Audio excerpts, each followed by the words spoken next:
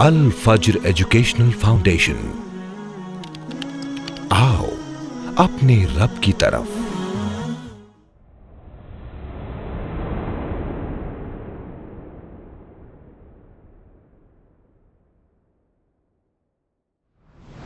رشتہ داریاں دو طرح سے ہوتی ہیں، ایک نسبی رشتہ جسے ہم خونی رشتہ یا خاندانی رشتے کے نام سے جانتے ہیں، اور یہ انسان کے پیدائش سے تعلق رکھتی ہے۔ دوسرا رشتہ اللہ رب العالمین نے بتایا سسرالی رشتہ، جو انسان کے نکاح سے تعلق رکھتا ہے۔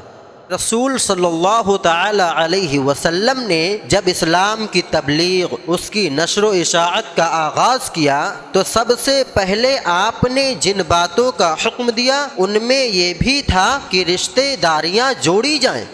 اب ہم میں سے ہر ایک اپنے نفس کو جھنجھوڑ کر یہ پوچھے کہ کیا ہم نے اس کی پاسداری کی، کیا ہم نے اس کی حفاظت کی؟ آج ہمارے معاشرے کی حالت یہ ہے کہ باپ اپنے بیٹے سے ناراض ہے، بیٹا اپنے باپ سے ناراض ہے۔ رسول صلی اللہ علیہ وسلم نے رشتہ داری جوڑنے کو توحید کے بعد سب سے افضل عمل بتایا ہے۔ اسی طریقے سے شرک کے بعد سب سے زیادہ خطرناک گناہ وہ یہ ہے کہ رشتہ داروں سے رشتہ داری توڑی جائے، ان کے حقوق ادا نہ کیے جائیں، ان سے بدتمیزی بدسلوکی کے ساتھ پیش آیا جائے۔ آپ صلی اللہ علیہ وسلم نے بیان کیا، جو شخص اپنے رشتہ داروں سے رشتہ داریاں توڑ رہا ہو، اپنے رشتہ داروں سے بدسلوکی سے پیش آ رہا ہو، وہ جنت میں نہیں داخل ہوگا۔ ان الحمد للہ نحمده ونستعینه ونستغفره ونعوذ باللہ من شرور انفسنا ومن سیئات اعمالنا، من يهده الله فلا مضل له ومن يضلله فلا هادي له، وأشهد أن لا إله إلا الله وأشهد أن محمدا عبده ورسوله، أما بعد فإن خير الحديث كتاب الله وخير الهدي هدي محمد صلى الله عليه وسلم، وشر الأمور محدثاتها وكل محدثة بدعة وكل بدعة ضلالة وكل ضلالة في النار، فأعوذ بالله من الشيطان الرجيم، بسم اللہ الرحمن الرحیم، یا ایہا الذین آمنوا اتقوا اللہ حق تقاتہ ولا تموتن الا وانتم مسلمون،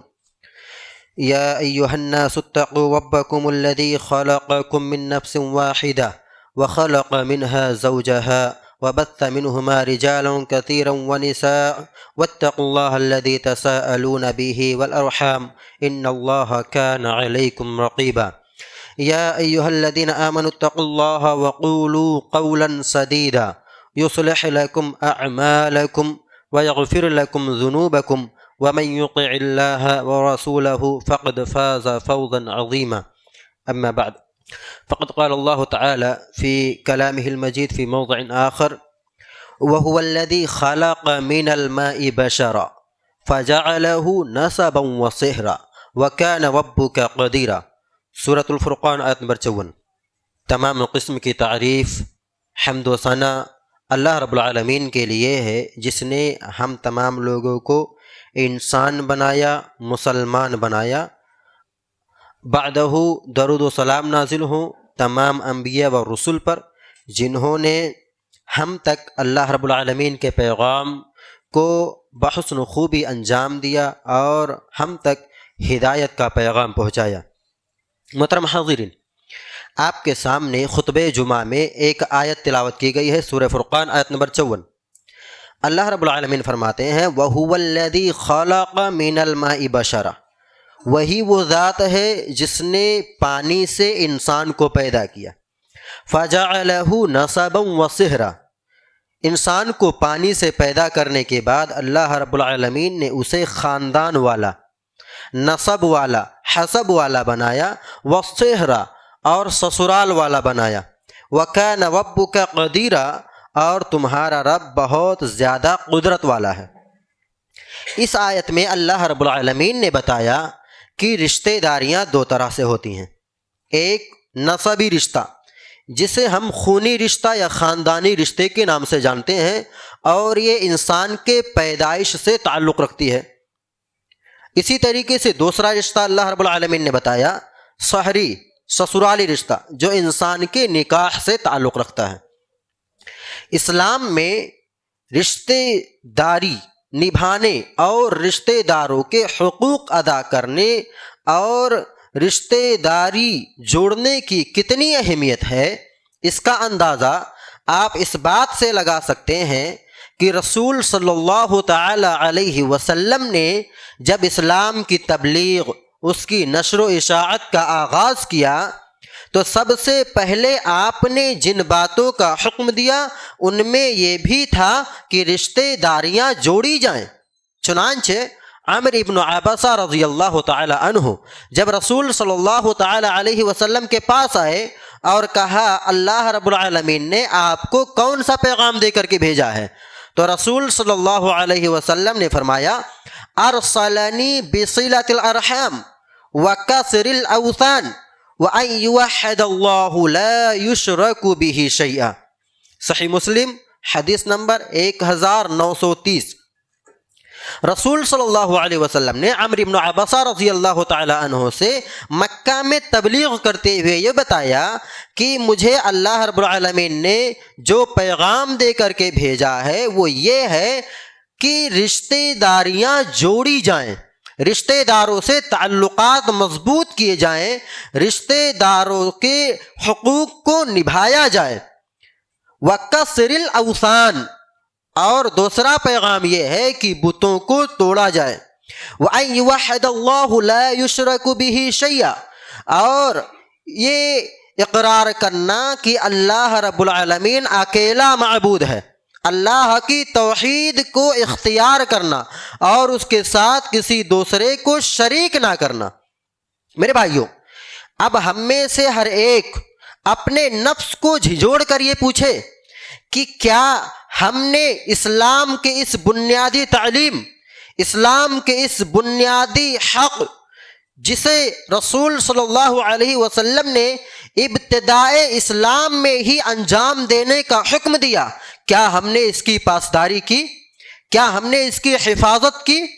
آج ہمارے معاشرے کی حالت یہ ہے کہ باپ اپنے بیٹے سے ناراض ہے، بیٹا اپنے باپ سے ناراض ہے، چھوٹی چھوٹی معمولی سی چیزوں کی وجہ سے ہم اپنے تعلقات خراب کر لیتے ہیں۔ میرے بھائیو، ایک صحابی رسول صلی اللہ علیہ وسلم کے پاس آئے اور کہنے لگے یا رسول اللہ ان لی رحما اصلهم ويقطعوني، اے اللہ کے رسول صلی اللہ علیہ وسلم میرے چند رشتہ دار ہیں، میں ان سے رشتہ داری جوڑنے کی کوشش کرتا ہوں، میں ان سے تعلقات بنانے کی کوشش کرتا ہوں، لیکن وہ ہیں کہ مجھ سے تعلقات ختم کرنے کی کوشش کرتے ہیں۔ وَأُحْسِنُ إِلَيْهِمْ وَيُسِيئُونَ إِلَيَّ، میں ان کے ساتھ حسن سلوک کرتا ہوں، ان سے اچھے سے پیش آتا ہوں، ان سے اچھے انداز میں گفتگو کرتا ہوں، لیکن وہ مجھ سے بدسلوکی کرتے ہیں، مجھ سے برائی سے پیش آتے ہیں۔ وَأَحْلُومُ عَنْهُمْ وَيَجْهَلُونَ عَلَيَّ، میں ان کے ساتھ بردباری سے، عقل مندی سے پیش آتا ہوں، ان کا احترام کرتا ہوں، لیکن وہ میرے ساتھ جاہلیت کا سلوک کرتے ہیں، بے وقوفوں جیسا مجھ سے سلوک کرتے ہیں۔ قال ان كان كذلك كما قلت فكأنما تصفهم المل، رسول صلی اللہ علیہ وسلم نے فرمایا کہ اگر ایسا ہی معاملہ ہے جیسا تم بیان کر رہے ہو، تم اپنے رشتہ داروں سے رشتہ جوڑنے کی کوشش کرتے ہو اور وہ رشتہ داری توڑ رہے ہیں، تو گویا یہ ہو رہا ہے کہ تم ان کے منہ میں جلتی ہوئی راکھ ڈال رہے ہو اور اس کے ذریعہ سے تم ان کے منہ کو بند کر دے رہے ہو، ان سے حسن سلوک کرنے کی وجہ سے۔ وَلَا يَزَالُ مَعَكَ مِنَ اللَّهِ ظَهِيرٌ عَلَيْهِمْ، اور جب تک تم اس طرح کرتے رہو گے، مَا دُمْتَ عَلَى ذَلِكَ، جب تک تم یہ کام انجام دیتے رہو گے، ان سے رشتہ جوڑنے کی کوشش کرتے رہو گے، ان سے رشتوں کو نبھانے کی کوشش کرتے رہو گے، اور وہ تم سے برائی سے پیش آئیں گے، تمہاری بے عزتی کریں گے، تو جان لو کہ اللہ رب العالمین نے اپنا ایک فرشتہ تمہاری مدد کے لیے مقرر کر رکھا ہے جو تمہاری حفاظت کرتا ہے۔ صحیح مسلم کی روایت ہے۔ میرے بھائیوں، ایک صحابی رسول صلی اللہ علیہ وسلم کے پاس آئے۔ آج ہم رشتہ داریاں بہت آسان انداز میں ختم کر دیتے ہیں۔ آئیے دیکھتے ہیں، ایک صحابی رسول صلی اللہ علیہ وسلم کے پاس آئے، پوچھنے لگے اسلام میں کون سی چیزیں ایسی ہیں جو اللہ کو بہت محبوب ہیں؟ یا رسول اللہ ای العمل احب الی اللہ؟ قال الایمان باللہ۔ قال قلت یا رسول اللہ ثم ای؟ قال ثم صلة الرحم قال قلت يا رسول الله ثم ما قال ثم الأمر بالمعروف والنهي عن المنكر قال قلت يا رسول الله وأي العمل أبغض إلى الله قال الإشراك بالله قال قلت يا رسول الله ثم ما قال ثم قطيعة الرحم قال قلت يا رسول الله ثم ما قال ثم الأمر بالمنكر والنهي عن المعروف۔ صحابی رسول صلی اللہ علیہ وسلم کے پاس آئے، پوچھنے لگے کہ اللہ کو سب سے زیادہ محبوب اور سب سے زیادہ پسندیدہ عمل کون سا ہے؟ آپ صلی اللہ علیہ وسلم نے بیان کیا کہ اللہ کو سب سے زیادہ پسندیدہ عمل یہ ہے کہ اللہ پر ایمان لایا جائے، اللہ کی توحید کو اختیار کیا جائے، رشتے داریاں جوڑی جائیں، رشتے داروں سے اچھے سے پیش آیا جائے اور بھلائی کا حکم دیا جائے، لوگوں کو برائی سے برے کاموں سے منع کیا جائے۔ صحابی نے پوچھا اللہ کو سب سے زیادہ ناپسندیدہ اعمال کون سے ہیں؟ آپ صلی اللہ علیہ وسلم نے بیان کیا اللہ رب العالمین کو سب سے زیادہ ناپسندیدہ عمل ہے شرک کرنا، اللہ رب العالمین کے ساتھ کسی اور کو ملا کر عبادت کرنا، رشتے داریاں توڑنا، رشتے داروں سے تعلقات ختم کرنا، اور اسی طریقے سے برائی کا حکم دینا، بھلائی سے روکنا۔ میرے بھائیو، صحیح الترغیب والترہیب کی روایت ہے، رسول صلی اللہ علیہ وسلم سے صحابی نے پوچھا کہ اللہ کو سب سے زیادہ پسندیدہ عمل کون سا ہے؟ اللہ کے رسول نے بیان کیا اللہ پر ایمان لاؤ، رشتے داریاں جوڑو، اچھائی کا حکم دو، برائی سے روکو۔ صحابی نے پوچھا کہ اللہ کے نزدیک سب سے زیادہ ناپسندیدہ، سب سے زیادہ مبغوض عمل کون سا ہے؟ آپ صلی اللہ علیہ وسلم نے بیان کیا اللہ کے نزدیک سب سے زیادہ مبغوض اور ناپسندیدہ عمل یہ ہے کہ اللہ کے ساتھ کسی کو شریک کیا جائے، رشتے داریاں ختم کی جائیں، رشتے داروں سے تعلقات ختم کیے جائیں، اسی طریقے سے برائی کا حکم دیا جائے اور بھلائی سے روکا جائے۔ اس حدیث میں رسول صلی اللہ علیہ وسلم نے رشتے داری جوڑنے کو توحید کے بعد سب سے افضل عمل بتایا ہے، سب سے زیادہ اہم اور نیکی کا کام بتایا ہے۔ اسی طریقے سے رسول صلی اللہ علیہ وسلم نے بتایا کہ شرک کے بعد سب سے زیادہ خطرناک گناہ، سب سے زیادہ بھیانک جرم جو ہے وہ یہ ہے کہ رشتے داروں سے رشتے داری توڑی جائے، ان کے حقوق ادا نہ کیے جائیں، ان سے بدتمیزی بدسلوکی کے ساتھ پیش آیا جائے۔ آج ہمارے معاشرے کی حالت یہ ہے کہ اس کو گناہ سمجھا ہی نہیں جاتا، گناہ سمجھنا تو دور، اس کو اس انداز میں بیان کرتے ہیں کہ گویا کتنا اچھا کام کر رہے ہیں۔ آج کسی سے آپ پوچھیں گے کہ آپ کے رشتہ داروں سے تعلقات کیسے ہیں، آپ کے والد سے آپ کے تعلقات کیسے ہیں، کہتے ہیں 6 سال ہو گیا ہم نے ان سے بات تک نہیں کیا۔ کتنا اچھا کام کر رہے ہیں، اس انداز میں بیان کرتے ہیں۔ میرے بھائیو، رشتے داری جوڑنا بہت ہی زیادہ نیکی کا کام ہے، لیکن ہمارے معاشرے سے اس نیکی کا تصور ہی ختم ہو گیا ہے، حتیٰ کہ آج ہماری سب سے زیادہ ناراضگیاں، سب سے زیادہ دشمنیاں، آپسی رنجشیں سب سے زیادہ اپنے رشتے داروں سے ہی ہوتی ہیں۔ آپ غور کیجئے کہ رسول صلی اللہ علیہ وسلم ہجرت کر کے مدینہ جا رہے ہیں،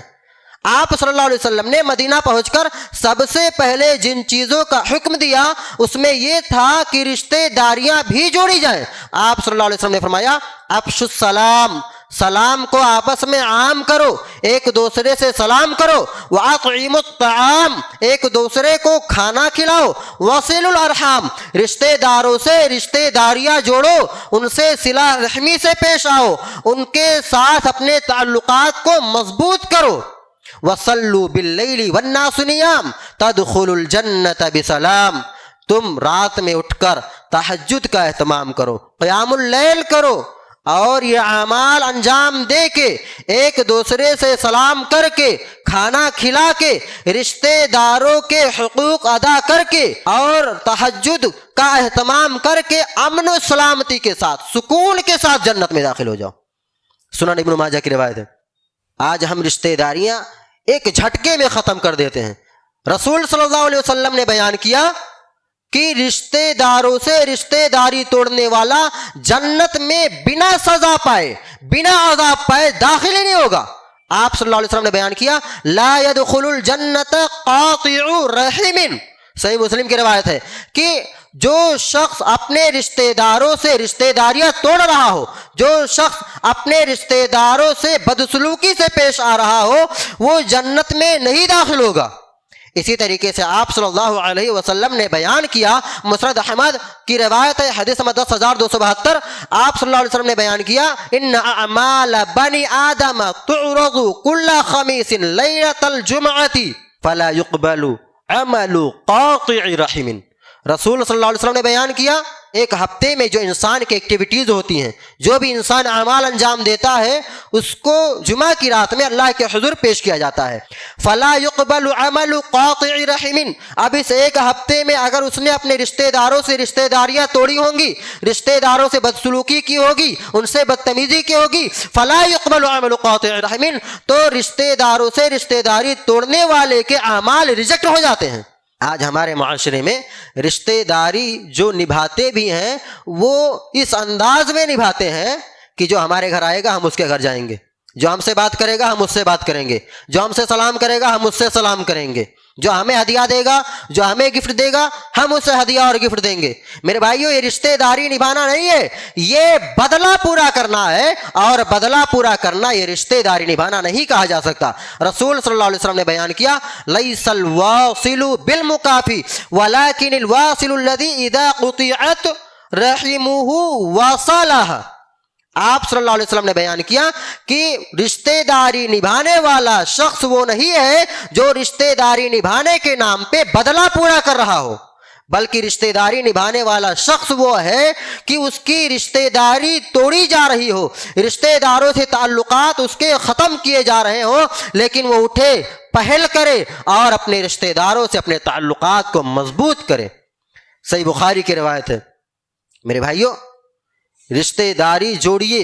رشتہ داری جوڑنا اس کو کہا جاتا ہے، آپ کے گھر جو نہیں آ رہا ہے آپ اس کے گھر جائیے، اس کے احوال جاننے کی کوشش کیجیے، اس کی پریشانیاں سمجھنے کی کوشش کیجیے، جو آپ سے سلام نہیں کر رہا اس سے سلام کیجیے، جو آپ کو گفٹ نہیں دے رہا اسے گفٹ دیجیے، اور اس میں اللہ رب العالمین سے صبر کیجیے، اور یہ سوچ کر کیجیے کہ میں اللہ کے خاطر کر رہا ہوں، اللہ رب العالمین مجھے اس کا بدلہ دے گا۔ رسول صلی اللہ علیہ وسلم نے فرمایا، ما نقصت صدقۃ من مال، جو شخص اللہ کی راہ میں خرچ کر رہا ہے اس کے مال میں کمی نہیں ہوتی۔ وما زاد اللہ عبدا بعفو الا عزا، جو کوئی شخص کسی کی غلطیوں کو معاف کر دے، اس کی غلطی پر درگزر کر دے، اللہ رب العالمین اس کی عزت کو مزید بڑھا دیتا ہے۔ وما تواضع عبد للہ الا رفعہ اللہ، جو شخص اللہ کے لیے جھکتا ہے، اللہ کے لیے پہل کرتا ہے، اپنی ایگو کو، اپنی انا کو ایک طرف رکھتا ہے، اللہ کے لیے جھکتا ہے، رفعہ اللہ، اللہ رب العالمین اسے بلند کر دیتا ہے۔ میرے بھائیو، آج ہم میں سے کچھ لوگوں سے کہا جائے کہ رشتہ داروں سے رشتہ داریاں جوڑیے تو یہ عذر پیش کرتے ہیں کہ مولانا صاحب آپ سمجھ نہیں رہے ہیں، ہمارے رشتہ دار الگ ٹائپ کے دشمن ہیں، وہ بات نہیں سمجھیں گے۔ آپ ذرا غور کیجئے، ابو بکر رضی اللہ تعالی عنہ کی بیٹی کا واقعہ ہے، اما عائشہ رضی اللہ تعالی عنہا پر منافقین نے نعوذ باللہ استغفر اللہ زنا کا الزام لگایا ہے، اور اس الزام میں چند صحابہ بھی شامل ہو گئے ہیں، جن میں حسان ابن ثابت رضی اللہ تعالی عنہ، اسی طریقے سے مصطح ابن اثاثہ رضی اللہ تعالی عنہ بھی شامل تھے، اور مصطح ابن اثاثہ رضی اللہ تعالی عنہ یہ بہت غریب تھے، اور ساتھ میں ابو بکر رضی اللہ تعالیٰ عنہ کے رشتہ دار تھے۔ غور کیجئے، ایک رشتہ دار اپنے رشتہ دار کی بیٹی کو معاشرے میں بے عزت کر رہا ہے، ایسے میں ابو بکر رضی اللہ تعالیٰ عنہ پر کیا بیتی ہوگی؟ ابو بکر رضی اللہ تعالیٰ عنہ ان کی رشتہ داری کی وجہ سے، ان کے غربت کی وجہ سے ان کا راشن بھرا دیا کرتے تھے، ہر مہینہ ان کے لیے کھانے کا انتظام کر دیتے تھے۔ ان کا اتنا محسن ہے اور اپنے محسن ہی کی بیٹی کو پورے معاشرے میں بے عزت کر رہے ہیں، ابو بکر رضی اللہ تعالیٰ عنہ پہ کیا گزری ہوگی؟ لیکن جب اللہ رب العالمین نے سورۃ النور میں اما عائشہ رضی اللہ تعالی عنہا کی براءت کا اعلان کیا تو ابو بکر رضی اللہ تعالی عنہ نے کہا واللہ لا انفق علی مصطح شیئا ابدا بعد ما قال لعائشہ. ابو بکر رضی اللہ تعالی عنہ کی غیرت انسانیت جاگ گئی. ہر انسان کے اندر یہ غیرت ہوتا ہے کہ اس کے خاندان کو اگر کسی کے سامنے بے عزت کیا جائے، اس کی بیٹی کو، اس کی بہن کو معاشرے میں نعوذ باللہ زناکار بدکار کہا جائے، وہ شخص اس سے ملنا تو دور اس سے آنکھیں ملانا, اس سے بات چیت کرنا گوارا نہیں کرتا ہے. ابو بکر رضی اللہ تعالی عنہ کی بھی یہی غیرت انسانیت جاگ گئی. انہوں نے کہا اللہ کی قسم, قسم کھا کر کہا اللہ کی قسم میں اب سے مصطح کے اوپر کچھ بھی خرچ نہیں کروں گا, ان کے لیے کچھ بھی راشن کا انتظام نہیں کروں گا, گرچہ وہ غریب ہے, کیونکہ اس نے میری بیٹی کو پورے معاشرے میں ذلیل کیا, میری بیٹی کو پورے معاشرے میں بے عزت کیا. ابو بکر رضی اللہ تعالی عنہ نے یہ کہا, لیکن اللہ رب العالمین نے ابو بکر رضی اللہ تعالی عنہ کے اس فعل پر نکیر کی اور فرمایا وَلَا يَأْتَلِ أُولُو الْفَضْلِ مِنْكُمْ وَالسَّعَةِ أَنْ يُؤْتُوا أُولِي الْقُرْبَى وَالْمَسَاكِينَ وَالْمُهَاجِرِينَ فِي سَبِيلِ اللَّهِ وَلْيَعْفُوا وَلْيَصْفَحُوا أَلَا تُحِبُّونَ أَنْ يَغْفِرَ اللَّهُ لَكُمْ وَاللَّهُ غَفُورٌ رَحِيمٌ. سورۃ النور آیت نمبر 22. اللہ رب العالمین نے بیان کیا جنہیں اللہ رب العالمین نے اپنی فضل سے نوازا ہے, جنہیں اللہ رب العالمین نے اپنی مال و دولت اور فراوانی سے نوازا ہے, وہ ہرگز یہ قسم نہ کھائیں کہ وہ اپنے قریبی رشتہ داروں پر جو غریب ہیں خرچ نہیں کریں گے, مسکینوں کے لیے کچھ اللہ کے راستے میں خرچ نہیں کریں گے. جنہوں نے اللہ کے خاطر, اللہ کے دین کے خاطر اپنا گھر بار چھوڑا ہے, ان کے لیے کچھ انتظام نہیں کریں گے. مالدار لوگ ہرگز یہ قسم نہیں کھائیں. وَلْيَعْفُوا وَلْيَصْفَحُوا, انہیں چاہیے کہ وہ معافی اور درگزر کا معاملہ کریں. کیا تم یہ نہیں چاہتے کہ اللہ تمہیں معاف کر دے؟ اللہ رب العالمین بہت زیادہ معاف کرنے والا, بہت زیادہ رحم کرنے والا ہے. ابو بکر رضی اللہ تعالی عنہ کی حالت کیا تھی جب یہ آیت نازل ہوئی؟ ابو بکر رضی اللہ تعالی عنہ نے فوراً مصطح ابن اساسہ رضی اللہ تعالی عنہ کا ماہانہ راشن شروع کر دیا, دوبارہ جاری کر دیا,